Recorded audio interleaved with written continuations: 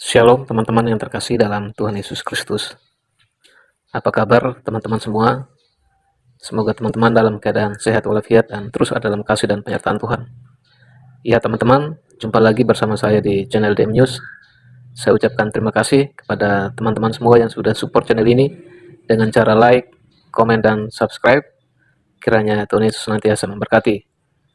Bagi teman-teman yang baru bergabung di channel ini, silakan di like, komen, di subscribe, dan juga di share agar melalui channel ini banyak orang diberkati dan mendapatkan ilmu atau wawasan dari setiap video yang disaksikan.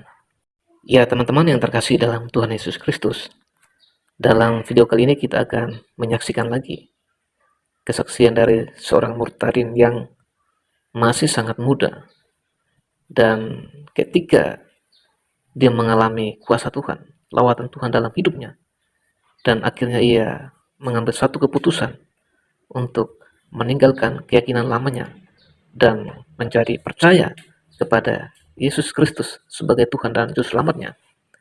Ya teman-teman, di awal bulan puasa ini merupakan kesaksian yang luar biasa ketika dalam menjalani bulan puasa ada yang murtad yang percaya kepada Kristus. Ini merupakan satu hal yang luar biasa ketika kuasa Tuhan bekerja, tidak ada yang membatasinya.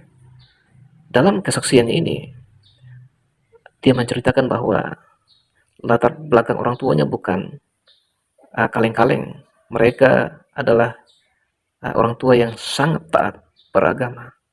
Bahkan ayahnya, dia adalah seorang imam, bahkan sebagai takmir di masjid. Tetapi ini bukan satu hal yang mudah ketika dia mengambil satu keputusan untuk percaya kepada Kristus. Banyak tantangan, banyak penolakan dari orang tuanya, bahkan dia tidak diterima sebagai anak. Dan bagaimana kisah atau kesaksian selengkapnya, mari kita sama-sama saksikan video berikut ini. Saya berharap teman-teman bisa menonton sampai tuntas, agar teman-teman juga boleh diberkati lewat kesaksian dari seorang murtadin, yaitu anak dari seorang imam dan takmir di masjid. Ini dia kesaksiannya. Tuhan Yesus memberkati.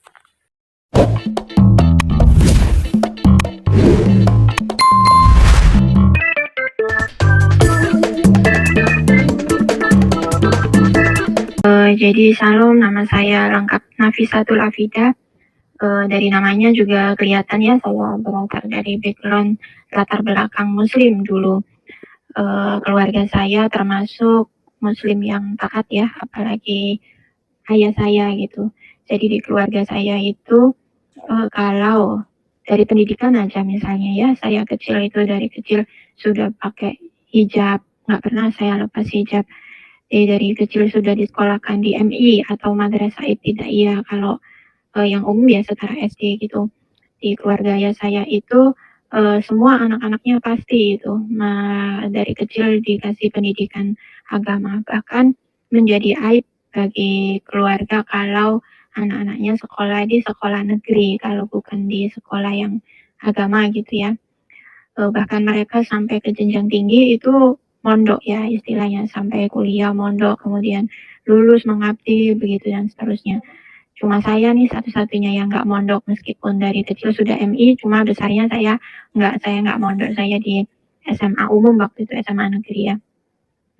Nah saya ini 3 bersaudara, saya yang paling tua, otomatis saya ini sebagai contoh lah ya buat kedua adik saya gitu. Jadi orang tua menaruh harapan besar kepada saya. Saya selama ini juga tidak pernah yang aneh-aneh ya, yang neko-neko. Keluarga juga kan dibesarkan dari semuanya lah, dari segi ayah, dari sisi ibu, nggak ada satupun yang di luar muslim atau yang kenal sama orang yang di luar muslim, nggak ada. Semuanya murni muslim semua. Juga di keluarga ayah saya itu bude-budenya gitu ya, biasanya menjadi pembicara khotbah di acara wedding pernikahan gitu. Ayah sendiri juga sampai saat ini masih menjabat profesi sebagai imam yang biasa di masjid itu jadi ketua takmir masjid sampai sekarang gitu. Jadi kebayang ya saya di lingkungan yang sama sekali nggak kenal kalau agama lain yang terbaik ya menurut keluarga saya, dan saya juga waktu itu ya Muslim, nggak ada agama selain itu. Sampai di suatu ketika pada tahun 2018, saat itu usia saya 24 tahun lah. Dan sekarang usia saya sudah 30, artinya saya waktu dibaptis itu saya umur 25, jadi saya sudah 5 tahun mengikut Tuhan Yesus. Di usia 24 itu saya mendapatkan mimpi yang pertama untuk berjumpa dengan Tuhan Yesus gitu. Mimpinya ini unik ya. Jadi waktu itu saya melihat diri saya mendapatkan sebuah buket bunga gitu. Bukan buket bunga ya. Buket yang kalau kita misalkan ada acara wisuda atau ulang tahun atau perayaan apa gitu, karangan bunga, karangan buket, tapi isinya waktu itu bukan bunga, kan ada yang diisi uang, ada yang diisi makanan. Saat ini ya kayak gitu kan lagi viral gitu. Lagi tren lah. Nah, waktu itu di mimpi saya itu bucketnya isinya boneka Barbie. Nah, boneka Barbie ini memakai baju pink pengantin. Gak tahu ya, mungkin karena warna favorit saya memang pink ya. Nah, waktu itu saya merasa heran dalam rangka apa saya dapat hadiah gitu. Kan saya juga wisuda sudah lama, terus nggak lagi ulang tahun, nggak lagi ada apa-apa lah intinya. Terus yang membuat saya lebih heran lagi, siapa ini pengirim hadiahnya begitu kan. Nah, ada sepucuk kayak surat kertas gitu ya, di balik dari boneka Barbie itu. Biasanya kan ada from gitu kan, dari siapa. Ketika saya tarik kertas itu kan 2 dimensi ya, saudara-saudara. Waktu saya ambil kertas itu tiba-tiba berubah gitu, menjadi 3 dimensi bentuknya. Jadi dia berubah menjadi miniatur patung Yesus Kristus itu. Nggak sampai situ, patungnya bergerak. Kedua tangannya itu gerak memeluk boneka Barbie itu dari belakang. Tentu saja saya sangat terkejut waktu itu, saking terkejutnya saya banting, saya lempar bucket itu sama boneka Barbie-nya ke lantai. Saya kagetnya kan, ini bukannya Tuhannya orang Kristen gitu kan, saya Muslim ngapain dapat mimpi begini gitu kan. Saya masih ingat waktu itu hari Minggu ya, bangunnya itu saya keringetan di kepala sini. Sambil saya itu nggak langsung beranjak dari tempat tidur, masih duduk gitu kan, termenung 10 menitan lah memikirkan mimpi itu. Kok bisa gitu ya. Nah, setelah itu saya anggap itu adalah iblis gitu kan, setan mungkin mau menguji keimanan saya gitu. Saya abaikan gitu. Jadi setelah mengalami mimpi itu saya tetap sholat seperti biasanya, tetap jamaah ke mushola, tetap ngaji ya seperti biasanya gitu. Kemudian 2 minggu dari mimpi yang pertama, saya dapat mimpi yang kedua. Jadi mimpi yang kedua itu tentang ayat-ayat Alkitab. Setelah mimpi yang pertama itu saya kan berikutnya itu hari-hari berikutnya itu kayak ngelamun gitu kan, memikirkan penasaran. Ada rasa penasaran dari diri saya kan. Akhirnya saya ingat bahwa waktu kuliah saya punya teman Kristen gitu, laki-laki gitu. Saya beranikanlah bertanya gitu. Akhirnya saya mau awalnya saya iseng-iseng bertanya aja. Kemudian karena jawabannya kan banyak pertanyaan yang muncul dari saya tentang Yesus itu siapa, kenapa dia bisa disebut Tuhan, kenapa dia mau disalib, kenapa nggak kabur gitu kan ya. Nah, setelah itu saya saking penasarannya Alkitab dari teman saya ini. Kebetulan waktu itu saya dikasihnya yang perjanjian baru, kata teman saya, ini aja nih kamu baca, kalau dari perjanjian lama kamu bingung gitu, kalau kamu mau kepo dengan Tuhan Yesusnya, ini dia baru ada di perjanjian baru gitu. Saya baca Matius, Markus, Lukas, Yohanes gitu. Kemudian setelah saya baca itu 2 minggu kemudian saya dapat mimpi yang kedua yang saya cerita tadi. Jadi ini tentang ayat-ayat Alkitab gitu ya. Cuma ayatnya itu karena mimpi ya nggak jelas. Jadi saya kayak dapat kertas panjang gitu kan, piring-piringan. Di situ memang saya baca ada Matius, ada Lukas, Yohanes, terus yang terakhir itu ada Mazmur. Nah, yang Matius, Lukas, Yohanes ini cuma 1 paragraf gitu kan, kecil-kecil tulisannya saya nggak kelihatan, cuma yang dicetak tebal itu saya yakin saya baca itu judulnya seperti itu ya, Matius, Lukas, Yohanes. Terus yang kemudian yang Matius itu yang paling panjang gitu. Kemudian saya bangun lagi ya. Saya yang kedua ini baru mulai berpikir keras nih. Kok ini kedua kalinya ya? Apa karena efek saya habis baca Alkitab gitu kan? Kemudian saya makin penasaran. Akhirnya saya baca lagi Alkitabnya, baca lagi gitu kan beberapa lembar. Kemudian gak lama, 3 hari setelah mimpi yang kedua, saya dapat mimpi nih yang ketiga. Nah, mimpi yang ketiga itu ayat jelas. Yang tadi mimpi kedua saya nggak tahu isi ayatnya apa. Yang ketiga ini mimpi yang jelas. Jadi waktu itu saya settingnya ada di teras. Waktu itu adik saya masih kecil ya, masih berumur ya sekitar 5 tahunan lah. Ada banyak teman-teman dia waktu itu di teras berkumpul main, duduk melingkar gitu kan. Nah, ada satu nih temennya yang dia itu nggak ikut di gerombolan ini. Jadi dia duduk terpisah sendiri. Saya samperin waktu itu, saya datengin. Dia lagi pegang tablet gitu kan. Nonton video. Saya lihat ternyata yang ditonton itu video dewasa. Nah, waktu itu saya tegur, bukan video dewasa yang vulgar ya. Jadi kayak video yang ya ada orang dewasa pakai baju ketat, terus mereka sedang menari kayak gitu. Terus saya tegur, saya bilang, ini tontonannya nggak sesuai dengan usia kamu gitu. Jadi tabnya saya ambil, terus saya suruh gabung ke teman-temanmu yang lain gitu, yang sedang main kertas waktu itu sedang menggambar gitu. Setelah saya ambil, saya duduk mengawasi mereka dari jarak sekitar 3 meter lah. Tetap saya lihat gitu kan. Kemudian tiba-tiba dari atas gitu ya, dari langit, jatuhlah sebuah kertas putih polos gitu. Tepat di depan saya gitu, tertelungkup di lantai. Kemudian saya buka, isinya adalah ayat Alkitab jelas, yaitu aku datang, bukan orang sehat yang memerlukan tabib, tapi orang yang sakit. Aku datang bukan untuk orang saleh, tetapi untuk orang yang berdosa gitu. Nah, setelah dapat mimpi jelas yang ketiga itu, saya seperti melihat kilas balik tentang kehidupan saya ya. Benar saya bilang, meskipun saya hitungannya muslimah yang taat, yang nggak pernah ninggalin sholat, yang puasa gitu ya, bahkan sholat juga saya nggak terima 5 waktu, 6 waktu, 7 waktu, ada sholat duha, ada sholat tahajud gitu, puasa, tiap puasa sunnah, puasa wajib semuanya. Tapi dalam hidup saya itu ya, tentulah saya pernah jatuh dalam dosa gitu kan. Kemudian saya juga ada saat merasakan yang kekosongan dalam diri saya ya, meskipun saya melakukan semua liturgi keagamaan, tetap ada sesuatu yang tidak bisa dipuaskan gitu ya, tidak bisa diisi kekosongan saya gitu. Jadi seperti benar-benar Tuhan itu berbicara dengan saya lewat mimpi yang ketiga itu. Nah, setelah itu saya makin getol tuh ya untuk mencari tahu ya perbandingan gitu. Jadi selama itu total waktunya 1 tahun itu saya melakukan riset, saya belajar pribadi. Jadi saya melihat tiap hari ini saya sempatkan untuk mendengarkan kesaksian gitu ya. Kesaksian dari dua belah pihak, kesaksian orang yang murtad dari Kristen keluar gitu, kemudian dari yang sebaliknya Muslim yang jadi Kristen. Dua-duanya saya dengerin.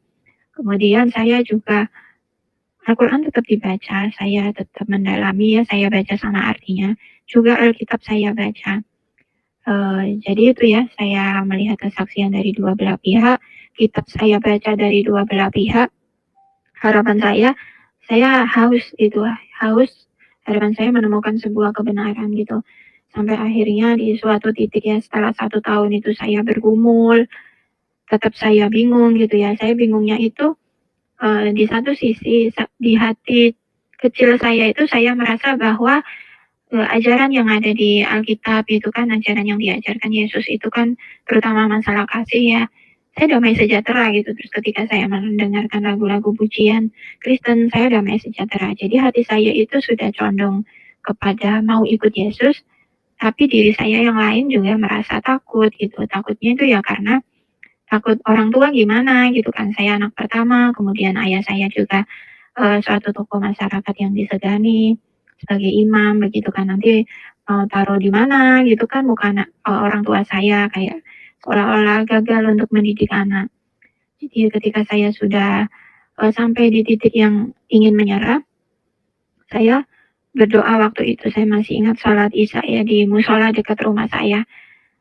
benar-benar saya sudah mau menyerah dengan keadaan gitu. Saya bingung di persimpangan ini mau ambil jalan yang mana. Ketika saya sujud di sholat sunat terakhir itu sampai sajadah saya itu penuh dengan air mata saya. Saya berdoa gitu kan.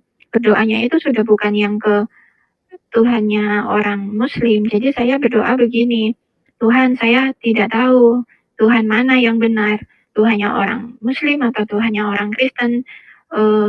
Saya mau Tuhan menantangmu gitu dalam istilah kasarnya ya. Siapapun yang benar-benar Tuhan, maka berikanlah saya mujizat gitu. Tunjukkanlah saya suatu kebenaran, berikan hati saya damai sejahtera untuk saya mantap melangkah antara mempertahankan keyakinan saya ataukah saya memeluk agama baru gitu. Waktu itu saya begitu.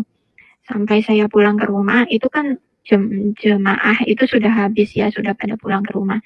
Ibu saya heran, nanya, nggak sekalian kamu tidur di musola gitu, kok lama banget sholatnya baru pulang gitu. Saya nggak jawab waktu itu, saya langsung masuk kamar lagi, saya bergumul. Nah kemudian beda malam ya ini saya mengalami mimpi lagi gitu kan. Mimpi ini saya tindihan kalau dalam Jawa ya.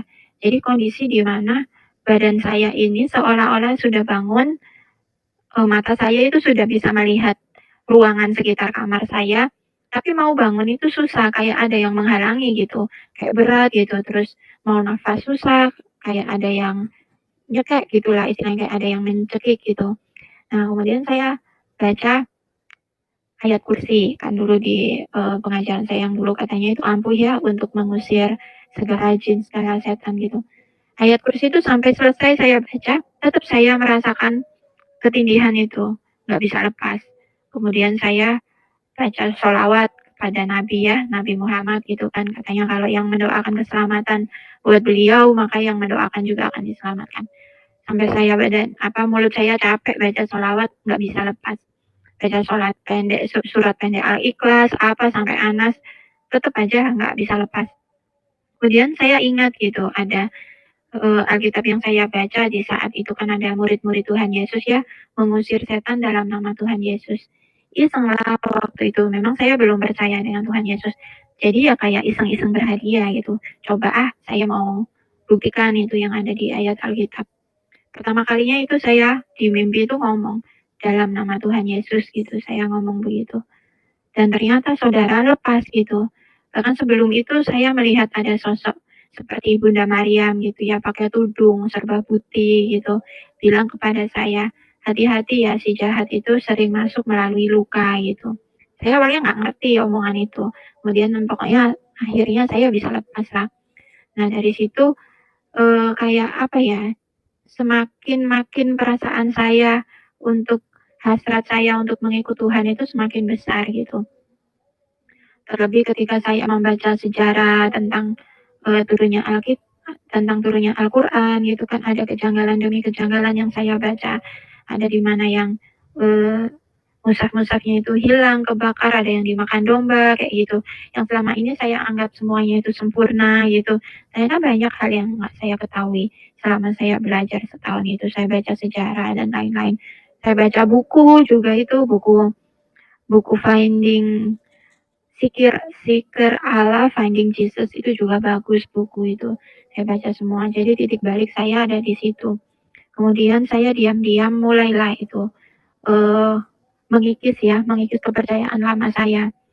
Namun ya itu saya merasa bahwa enggan gitu, harga yang harus dibayar kayaknya Tuhan masih terlalu mahal untuk saya. Saya nggak siap kehilangan keluarga, saya nggak siap membuat malu keluarga, saya nggak ngerti masa depan saya gimana gitu.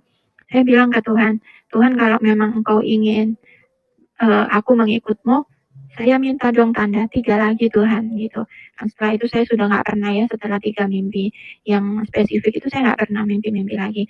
Kemudian setelah saya berdoa begitu, setelah setahun nggak mimpi, Tuhan memberikan tanda lagi gitu. Nah tanda yang pertama ini, saya punya sahabat di Surabaya. Saya kan dari Jawa Timur ya, di Gresik gitu. Jadi sahabat saya di Surabaya ini nyapa saya, telepon tiba-tiba, apa kabar Vida? Ya baik, kenapa gitu. Tumben saya tanya gitu. "Oh ya, saya semalam mimpi awakmu," gitu kan, katanya mimpi kamu gitu. "Oh ya, mimpi kenapa?" gitu. "Aku kok mimpi ya kamu pindah rumah," gitu. "Pindah rumah gimana?" "Iya, aku mimpi kamu itu pindah rumah, rumahmu yang baru itu bawahnya itu banyak air yang mengalir, suasananya sangat sejuk, mirip Taman Sari yang ada di Jogja," gitu katanya. Kalau saudara tahu ya Taman Sari itu dulu itu katanya tempat mandi para putri-putri kerajaan gitu. Nah dari situ saya merasa bahwa ternyata mimpi itu nggak cuma menghampiri saya gitu. Kalau misalkan iblis berniat untuk memakai mimpi itu untuk membuat saya murtad, ini orang yang nggak tahu apa-apa juga tentang Kristen tiba-tiba nelpon saya dan mimpi saya pindah rumah gitu. Pindah rumah di sini ya saya artikan clue sebagai pindah kepercayaan gitu kan. Nah terus setelah itu nggak lama ganti nih ibu saya mimpi. Ibu saya mimpi bahwa melihat saya menjadi kecil lagi. Jadi saya di mimpi ibu saya itu masih berusia 9 tahun. Jadi saya kembali ke badan anak kecil yang berusia 9 tahun, pakai piyama, pakai anting saya yang dulu masih kecil gitu kan, anting boneka gitu. Di mimpi itu ibu saya melihat saya tenggelam masuk ke dalam air. Nah, ketika mau ditolong, ibu saya mau mendekat, tiba-tiba saya bangkit lagi dari air itu. Kemudian ketika saya bangkit, saya antingnya hilang, tapi saya dapat sebuah cincin. Nah, mimpi itu kan cukup bermakna ya, ada dua makna. Jadi mimpi tenggelam kemudian bangkit lagi, itu kan seperti di Alkitab bahwa itu baptis air. Orang yang percaya akan dibenamkan kemudian itu seperti mati yang lama kemudian dibangkitkan dalam kehidupan yang baru seperti itu. Nah, cincin ini juga saya baca di Perjanjian Baru kisah dua anak yang terhilang ya, anak yang sulung sama anak yang bungsu. Nah, anak yang bungsu ini kan anak yang terhilang setelah menghambur-hamburkan harta bapaknya, kemudian dia kembali, bapaknya merasa sukacita, disembelihkan kambing yang paling baik, kemudian diberikan cincin. Cincin di sini juga berarti bahwa ahli waris gitu kan. Jadi saya semakin mantap ya ketika sahabat dan ibu saya yang bermimpi gitu. Akhirnya saya memberanikan diri untuk dibaptis. Waktu itu saya dikenalkan teman saya yang tadi itu punya kakak rohani di Malang. Saya kan kuliah di Malang gitu. Kebetulan kakak rohani saya ini juga berlatar belakang dari Muslim dan dia juga punya kesaksian yang luar biasa ekstrim gitu kan. Saya dikenalkan, singkat cerita, saya tidur di rumah dia. Ceritanya itu saya mau minta dibaptis gitu. Cuma ya tetap tadi saudara saya masih maju mundur gitu. Mau minta dibaptis itu tapi saya masih iya, masih enggak, masih belum mantep gitu. Jadi baru diomong di mulut saja, tapi di hati saya itu saya sebenarnya belum mantep gitu.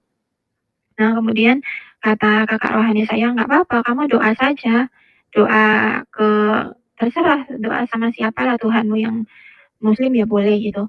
Nah sampai saat itu saya masih sholat, saya belum berani tinggal sholat. Jadi saya waktu ke rumah kakak rohani saya itu yang di Malang, saya bawa mukena, saya tetap sholat. Nah waktu itu saya sudah niat gitu kan, mau bangun sholat tahajud gitu kan, untuk minta tanda terakhir lah intinya gitu, bener nggak saya mau melangkah gitu. Nah waktu itu saya setting kan saya kalau biasa kebiasaan saya sholat tahajud itu mau mepet sekalian sholat subuh karena kalau bangun sholat tahajud dulu nih nanti terus tidur lagi nanti sholat subuhnya pasti kesiangan gitu kan. Nah waktu yang terbaik menurut kepercayaan yang dulu sholat tahajud itu sepertiga malam terakhir, jadi ya sekalian saya sholat subuh gitu. Artinya saya setting alarm itu jam 4. Nah nggak tahu kenapa tiba-tiba alarm saya di HP yang tadinya saya setting jam 4, jam 2 lebih seperempat lah kalau nggak salah, itu sudah berbunyi, padahal saya nggak merasa nyeting, saya berbunyi gitu. Terus pikir saya, ah masih jam segini, masih jauh lah, mau tidur lagi, pikir saya gitu, ngantuk. Memang ngantuk gitu, mau tidur lagi tapi nggak bisa tidur. Seperti hati saya itu menyuruh saya untuk bangun. Akhirnya ya sudahlah, apa boleh buat, saya ambil wudhu, waktu itu ambil wudhu, saya ambil mukena, kemudian saya sholat tahajud. Ketika saya selesai sholat tahajud, hati saya itu kok malah pengen baca Alkitab gitu, bukannya Al-Quran ya, habis sholat yang saya baca itu Alkitab. Kemudian saya buka Alkitab ini acak gitu ya, langsung saya buka, dapat di surat Mazmur gitu kan, kitab Mazmur. Dan alinea pertama yang saya baca itu isinya bahwa itu Tuhan bicara kepada Daud ya. Mulai hari ini aku bapakmu dan engkau kuperanakan gitu. Di situ saya nangis, saudara nangis sejadi-jadinya. Seperti Tuhan itu mengabulkan gitu ketika saya minta tanda ya, meskipun sudah dapat 3 kali mimpi, saya masih kurang yakin, kurang mantap, minta 3 tanda lagi dan tiga-tiganya sudah dikasih. Dan yang terakhir saya sudah tidak dilawat dari mimpi, tapi saya dalam keadaan sadar dan saya mendapatkan itu. Nangis itu saya sampai pagi, jadi saya pagi itu mata saya itu sampai sembab kayak habis pukul orang gitu ya, masih sembab itu bengkak. Akhirnya jadilah hari itu saya dibaptis gitu. Kemudian waktu itu kan saya kerja ya di bank. Saya kerjanya ditempatkan di kota Tuban. Jadi saya nggak tinggal sama orang tua saya. Saya kerja Senin sampai Jumat, libur Sabtu Minggu. Jadi biasanya Jumat malam itu saya naik bis pulang. Nanti Minggu saya balik lagi. Berhubung saya nggak tinggal sama orang tua ya, orang tua saya belum tahu saya dibaptis itu. Jadi ketika dibaptis itu saya masih sembunyi-sembunyi, belum punya keberanian untuk bilang kepada orang tua gitu. Kalau waktu yang saya pulang di rumah, saya pura-pura sholat, pakai mukena, tapi saya nggak baca bacaan sholat. Jadi ketika Allahu Akbar gitu kan takbir, saya ngobrol sama Tuhan ya Bapak, terima kasih hari ini saya sudah disertai di perjalanan selamat sampai rumah. Terima kasih atas berkat-Mu, diberi kesempatan berkumpul sama keluarga gitu. Sampai saya duduk tasyahud akhir sampai salam assalamualaikum gitu, isinya itu dalam hati itu saya ngobrol sama Tuhan Yesus gitu. Jadi saya pura-pura sholat. Singkat cerita itu berlangsung lama beberapa bulan. Nah namanya orang tua ya pasti ada kerasa gitu ya, ada yang berubah sama anaknya gitu. Saya ditanya sama ayah saya, ini perasaan ayah saja atau memang ada sesuatu terjadi? Kok akhir-akhir ini saya melihat ada yang beda, kamu sholat sudah nggak sholat di masjid lagi, nggak sholat berjamaah, sholatnya sendirian, terus kok nggak pernah dengar ngaji, aneh lah pokoknya gitu. Dan pernah juga ibu saya memergoki saya baca Al-Quran itu nggak pakai kerudung gitu, kayak saya pakai rambut biasa gini kan saya baca Al-Quran gitu. Akhirnya mereka mulai curiga gitu. Tapi ketika ditanya seperti itu, tetap saya belum punya keberanian. Jadi saya mengelak aja, enggak ada apa-apa saya gitu. Di saat yang bersamaan teman-teman di kantor saya itu juga sama merasakan ada yang ganjil gitu. Jadi saya pura-pura sholat itu cuma di mata orang tua saja. Waktu di kantor saya sudah nggak sholat gitu. Awal-awal mereka ya ngajak kan, nggak sholat fit gitu. Ya saya bohong gitu kan, lagi mens gitu kan, lagi dapat gitu. Lama-lama mereka ya curiga, masa mens kok tiap hari gitu kan nggak sholat. Terus saya juga punya media sosial ya, Instagram. Saya sering upload gitu kan, update story tentang kutipan ayat-ayat yang ada di Alkitab ya nyerempet-nyerempet gitu lah. Akhirnya mereka sadar gitu bahwa saya sudah mulai nggak beres di situ, saya sudah mulai pindah gitu kan. Ada juga teman saya yang menegur gitu. Cuma ya saya nggak ambil pusing gitu kan. Nah waktu itu saya juga sudah mengalami pertentangan ya di tempat kerja. Saya dikucilkan yang biasanya makan siang itu semeja gitu. Teman-teman sudah jarang gitu kan mau makan semeja. Saya makan siang sendirian. Terus juga kalau misalkan ada pertemuan kayak rapat gitu kan kami kan biasanya ya ketemu teman lama gitu, salaman gantian gitu. Nah waktu itu ada teman saya laki-laki gitu. Saya tangannya sudah begini, dia begini gitu kan. Tangannya nggak mau salaman gitu.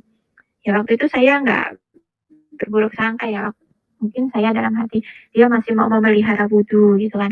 Kalau di kepercayaan sama saya kalau lawan jenis kesenggol gitu kan wudhunya batal gitu. Pikir oh dia mau memelihara wudhu.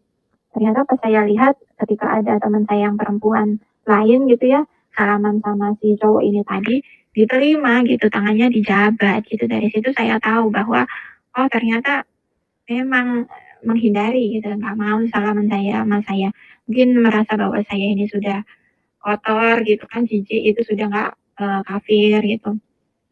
nggak cuma teman saya yang laki-laki itu ya teman satu angkatan, teman baik saya bisa dibilang dulu waktu itu pendidikan bareng, tes bareng, waktu pendidikan juga sekamar bareng, tidur bareng, pokoknya melewati senang susah itu bersama itu juga menjauhi saya. Sudah jaga jarak lah istilahnya gitu. Ya saya waktu itu ya sedih lah secara manusia gitu. Tapi saya baca di ayat Alkitab bahwa memikul salib sangkal diri itu begitu gitu. Nah waktu itu di Tuban itu saya juga dipertemukan Tuhan ya, saya difasilitasi Tuhan, dipertemukan dengan orang tua rohani. Sepasang suami istri, bapak ibu ini, dua-duanya juga berasal dari latar belakang sama. Jadi waktu awal-awal saya Kristen itu saya dimuridkan, saya mengikuti pendalaman Alkitab gitu. Ketika saya mengalami hal-hal yang nggak mengenakan baik di keluarga ataupun di kantor, saya selalu dikuatkan sama beliau-beliau ini. Nah, kemudian di rumah akhirnya suatu ketika tibalah saat orang tua saya itu sudah tahu segala sesuatunya. Ceritanya saya itu sudah punya calon suami. Nah, calon saya ini kan memang saya kasih tahu duluan sebelum orang tua saya. Nggak taunya calon saya ini ngelaporin saya ke orang tua. Saya di sidang waktu itu ditungguin. Nah, ketika saya sudah di rumah, didudukin, akhirnya saya ngomong semuanya itu. Saya ceritakan seperti ini bahwa saya sudah mengalami mimpi-mimpi gitu. Waktu itu alasan mereka ya nggak menganggap serius mimpi itu ya kayak sama kayak saya tadi katanya itu adalah tipu muslihat iblis si jahat untuk meruntuhkan pondasi gitu bahwa untuk menggoda saya intinya gitu. Nah, mereka percaya bahwa saya masih bisa nih anak ini diajak kembali balik. Calon saya itu juga berusaha gitu ya mengajak saya di ruqyah waktu itu yang pertama. Ya saya turut-turut aja gitu kan. Waktu itu saya tanya ke ibu rohani saya, gimana saya datang nggak? Datang aja nggak apa-apa, tunjukkan bahwa yakin aja di dalam dirimu ada suatu kuasa yang jauh lebih besar dibandingkan kuasa yang lain, kuasa si kiainya lah, kuasa ruqyah itu. Ketika saya di ruqyah yang pertama, itu saya sama calon saya itu ya nggak terjadi apa-apa gitu. Justru malah calon saya yang muntah di situ kan. Terus sudah akhirnya saya dikembalikan kepada orang tua. Nah orang tua juga mengambil jalan yang sama waktu itu. Saya juga di ruqyah di kiai kenalannya ya, yang hebat gitu terkenal gitu. Saya di ruqyah tetap nggak terjadi apa-apa. Saya tetap kekeh ke iman saya. Mereka ruqyah itu pikir bahwa anak ini sedang ketempelan jin kafir ngomongnya gitu, bahwa saya ini ya sementara aja lagi ketempelan aja kerasukan istilahnya gitu. Supaya jinnya keluar terus saya udah kembali muslim pikir mereka gitu. Gak mempan sampai saya ganti-ganti kiai itu sampai 5 kali. Karena orang tua saya kan banyak saudara ya dikasih tahu. Ini ada yang lebih hebat. Kalau sini nggak mempan ada kiai lagi yang lebih hebat tinggalnya di sana di sini sampai saya bolak-balik gonta-ganti itu. Sampai di suatu ketika ada kiai itu yang nanya ke saya sudah dibaptis sudah gitu. Nah orang tua saya di situ tuh nangis sejadi-jadinya. Ayah saya itu sampai mau mukul-mukul dada gitu. Saya nggak tega sebenarnya. Orang tua saya itu mengira saya ikut Tuhan Kristen ya ikut aja dalam hati gitu kan dalam perkataan perbuatan tapi belum sampai dibaptis nggak nyangka kalau udah sampai dibaptis gitu nangis gitu kan. Nah waktu itu saya nggak diperlakukan dengan seperti yang ekstrim kayak dipukul atau dikasarin atau dianiaya atau diusir enggak sama sekali. Jadi mereka tetap berbuat baik kepada saya, tetap menyayangi saya.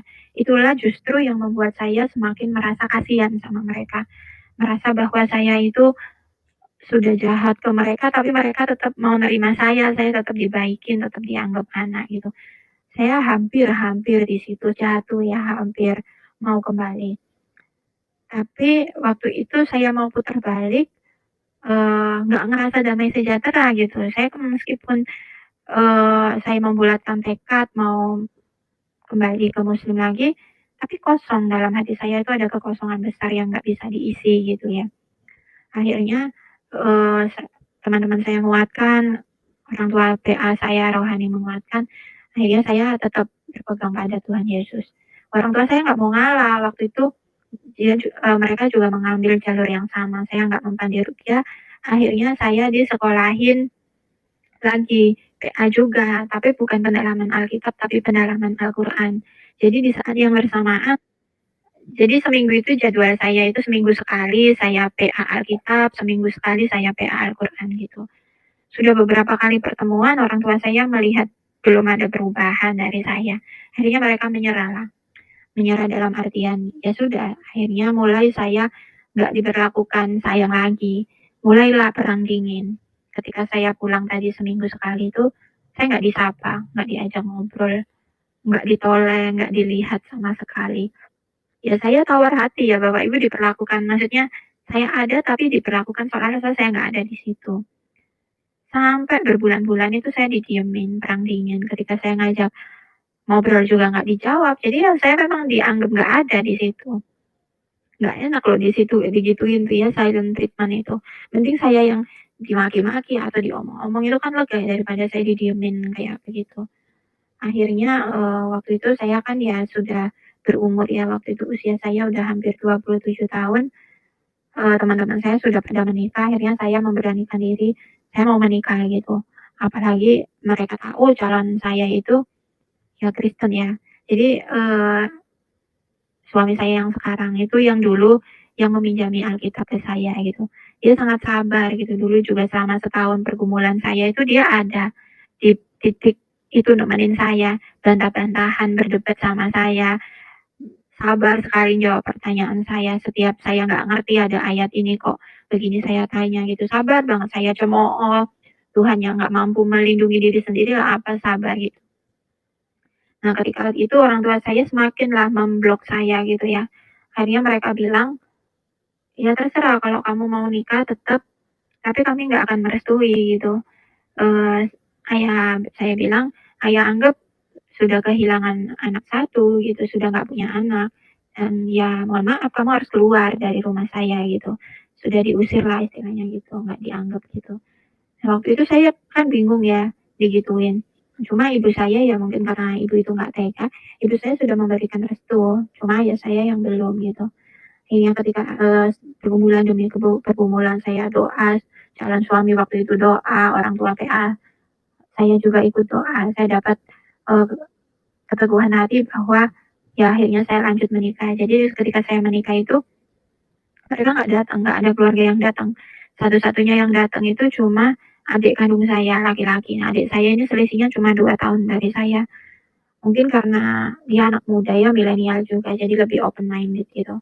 Jadi dia cuma datang sebentar, acara belum selesai juga sudah kembali pulang gitu.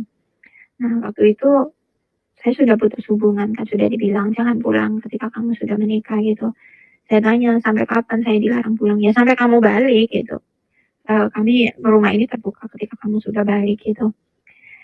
Saya setahun itu ya nggak pulang. Ya nyesek gitu kan. Saya pengen banget tahu gimana kondisi orang tua saya, terutama kan dia sudah mulai sakit-sakitan gitu kan.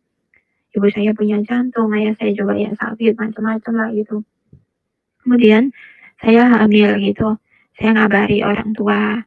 Waktu itu ya saya mendapat sambutan hangat, cuma ya belum luas gitulah, belum santai, masih ada ketegangan. Ketika suami saya berkunjung ke situ juga waktu belum menikah ya mau minta izin menikah itu juga ya diperlakukan sinis jutek gitu ya, nggak dilihat mukanya kalau ngomong ditolak intinya kayak gitu, disinisin gitu. Ketika anak saya lahir, karena saya anak pertama, jadi anak saya ini kan otomatis ya cucu pertama. Mereka sangat sukacita gitu. Itulah titik balik awal saya memperbaiki hubungan saya dengan keluarga saya. Saya kembali waktu itu diterima di keluarga karena berkat anak itu kan, anak kami itu. Anak saya yang pertama sekarang sudah hampir 3 tahun umurnya. Dari situ saya pulang. Waktu anak saya pertama lahir, saya pulang juga. Suami saya juga masih belum diperlakukan layaknya menantu lah. Sampai ketika Tuhan baik ya, Tuhan buka jalan. Yang tadinya kami tinggal di Jogja, kemudian di Bandung karena suami saya kerjanya pindah-pindah. Tuhan memberikan mutasi suami saya ke kota Gresik, di mana itu kota orang tua saya. Otomatis karena dalam satu kota kami jadi sering ketemu. Orang tua saya juga sering ketemu sama suami saya. Seminggu sekali lah kami main ke situ. Nah dari situ titik balik ya. dari penerimaan terhadap suami saya. Akhirnya orang tua saya melihat bahwa ternyata, oh orang Kristen ini baik ya, ternyata nggak seburuk juga. Karena suami saya sering menawarkan bahwa mau diantar kah ke kontrol ke rumah sakit, perlu dibantu apa, perlu dibantu ini itu. Melihat kebaikan hati suami saya akhirnya dulu gitu yang tadinya nggak dianggap gitu ya, sampai sekarang ya itu salah satu mujizat saya ya. Yang pertama hubungan saya dipulihkan berkat anak saya itu, yang kedua itu suami saya diterima. Itu bahkan nggak cuma cukup diterima, diluk-lukan ya istilahnya gitu, sampai menjadi menantu yang baik di mata orang tua saya gitu. Jadi 2 mujizat itu saya alami gitu. Sampai sekarang saya dimutasi ke Mataram, saya baik hubungannya dengan orang tua ya, meskipun kadang-kadang masih orang tua kadang masih ya nyindir-nyindir gitu kan, bilang kayak, "Ya kami ini sudah tua, sudah sakit-sakitan, sebelum kami, berpulang gitu, alangkah bahagianya, gembiralah kalau kamu dan suamimu bersama-sama mau kembali lagi ke muslim," gitu. Ya saya senyumin aja, jadi setiap hari itu saya bangun mesbah doa sama suami. Setiap hari saya nggak putus-putusnya mendoakan orang tua saya itu supaya Tuhan itu dengan caranya yang ajaib juga akan menyelamatkan orang tua saya. Ya saya pegang teguh itu kan janjinya di firman ya, bahwa satu orang bertobat maka seisi rumah akan diselamatkan. Itu sampai sekarang hubungan saya baik dengan orang tua gitu. Dan itu sih mujizat saya, dan saya berpesan kepada saudara-saudara yang mungkin di luar sana yang mengalami pertentangan yang serupa. Saya dulu juga mengira bahwa mustahil lah saya bisa diterima lagi dengan keluarga dengan kondisi yang iman yang sudah melenceng gitu. Ternyata Tuhan bekerja, Tuhan nggak pernah nggak bekerja gitu. Bahkan Tuhan selalu gantikan, apa yang hilang itu akan selalu digantikan gitu kan. Tuhan kirim ketika kamu kehilangan orang-orang kayak seperti saya tadi kehilangan sahabat, kehilangan teman, Tuhan ganti kok, Tuhan ganti dengan yang lebih baik. Tuhan juga menggantikan dengan orang tua rohani saya waktu itu. Dan apapun yang kelihatan tidak mungkin, entah itu hubungan yang sudah rusak, Tuhan itu nggak kurang cara untuk menyatukan hubungan lagi gitu. Dan caranya menjamah orang itu sangat ajaib ya. Apa yang tidak pernah terdengar, apa yang tidak pernah terlihat itu bisa Tuhan bekerja melalui cara-cara itu. Ya, sekian dari saya kesaksian, semoga menjadi berkat bagi saudara-saudara semua. Percaya kepada Tuhan Yesus adalah jaminan keselamatan yang pasti, karena keselamatan bukan hasil usaha manusia, melainkan anugerah kasih karunia Allah bagi setiap orang yang beriman kepadanya. Injil Yohanes pasal 3, ayatnya ke-16. Karena begitu besar kasih Allah akan dunia ini, sehingga Ia telah mengaruniakan anak-Nia yang tunggal, supaya setiap orang yang percaya kepadanya tidak binasa, melainkan beroleh hidup yang kekal. Kisah Para Rasul pasal ke-16 ayat 31. Percayalah kepada Tuhan Yesus Kristus dan engkau akan selamat, engkau dan seisi rumahmu. Efesus 2, 8-9. Sebab karena kasih karunia, kamu diselamatkan oleh iman. Itu bukan hasil usahamu, tetapi pemberian Allah. Itu bukan hasil pekerjaanmu. Jangan ada orang yang memegahkan diri, jangan keraskan hatimu, percayalah kepada Yesus Kristus, maka engkau pasti selamat. Haleluya. Amin.